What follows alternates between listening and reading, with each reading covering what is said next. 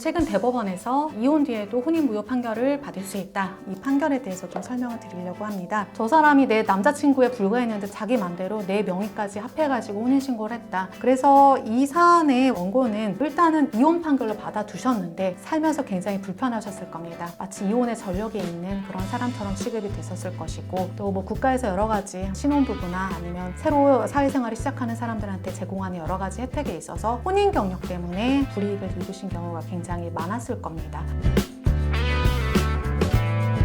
안녕하세요. 노영실 변호사입니다. 오늘은 최근 대법원에서 이혼 뒤에도 혼인무효 판결을 받을 수 있다. 이런 취지로 아주 유명한 판결을 내려서 이 판결에 대해서 좀 설명을 드리려고 합니다. 이혼은 이제 결혼을 했는데 상대방과 내가 성격이 맞지 않아서 법원에 청구하거나 아니면 협의 이혼하는 방식으로 진행되는 게 이혼인데요. 혼인의 무효는 민법에 규정이 있습니다. 민법 815조고요. 제가 예를 들어드리면 혼인은 다음 각 호 어느 하나 경우 있는 경우는 무효로 한다라고 해서 1호 당사자 간의 혼인의 합의가 아예 없는 때 2호에는 이제 근친혼인데 근친혼에 대해서는 재작년쯤에 헌법재판소에서 헌법 불합치 결정이 있어서 조금 언급하기는 부적절하고요. 당사자 간의 직계 인척 관계가 있거나 있었던 때, 당사자 간의 양부모계의 직계 혈척 관계가 있었던 때, 이런 경우는 누가 보더라도 혼인을 하면 좀 이상하죠. 그런 경우에는 아예 혼인 신고를 하더라도 무효다라고 인정을 하고 있고, 만약 그것에 관해서 쌍방 간의 이견이 있을 때는 소송으로 혼인 무효 소송을 할 수 있습니다.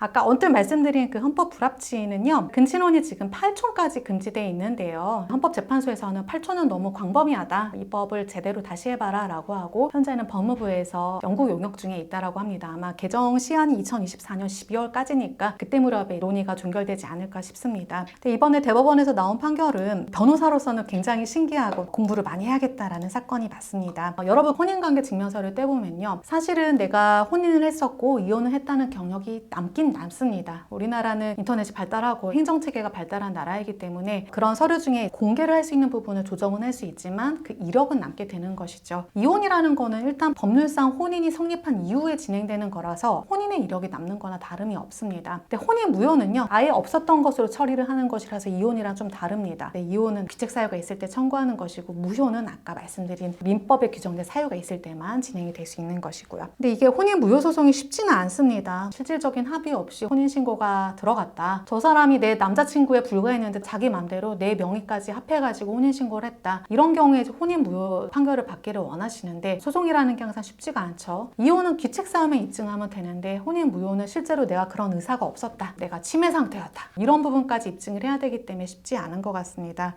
그래서 이 사안의 원고는 일단은 이혼 판결을 받았던 것 같습니다. 몇십 년 전에. 저 사람과 내가 헤어질 수 있는 법원 판결은 이혼 판결로 받아두셨는데 살면서 굉장히 불편하셨을 겁니다. 마치 이혼의 전력에 있는 그런 사람처럼 취급이 됐었을 것이고 또 국가에서 여러 가지 신혼부부나 아니면 새로 사회생활을 시작하는 사람들한테 제공하는 여러 가지 혜택에 있어서 혼인 경력 때문에 불이익을 입으신 경우가 굉장히 많았을 겁니다. 그리고 또 뭐만 하면 이제 옛날에 혼인하셨던 그분하고 같이 오셔서 같이 써야 돼요. 이렇게 이제 요구하는 금융기관이나 아니면 공공기관이 있었을 것이고요. 그래서 정말 살다 몇십 년 만에 너무 불편하셔가지고 혼인 무효 소송을 진행을 하셨던 것 같고, 본래는 이혼까지 했는데 혼인 무효 확인을 구할 이익이 있느냐, 법원이 좀 보수적인 태도였는데 이번 대법원 판결로 이혼이 돼 있다 하더라도 혼인 무효를 구할 실익이 분명히 있고, 그래서 이렇게 실제적 합의 없이 누군가 일방에 의해서 혼인신고에 따른 혼인이라면 무효로 보아야 된다라고 판결을 내려준 것 같습니다. 그래서 법률상 불이익을 봤던 원고께서는 이번 대법원 판결에 따라 나오는 후속 판결로 가족관계 등록부의 정정을 요구할 수 있는 권리가 생기신 겁니다. 가족관계 등록부에 뭐가 잘못 기재되어 있다라고 하면 관리하는 담당 공공기관에서는 그러면 정정할 수 있는 법원 판결을 갖고 오세요 라고 말씀을 하시거든요. 그래서 이분이 가족관계 등록부의 정정을 위해서 이 소송을 대법원까지 진행을 하셨던 것 같습니다. 어쨌든 대법원이 현재의 사람들의 상식에 맞는 판결을 내려주셨기 때문에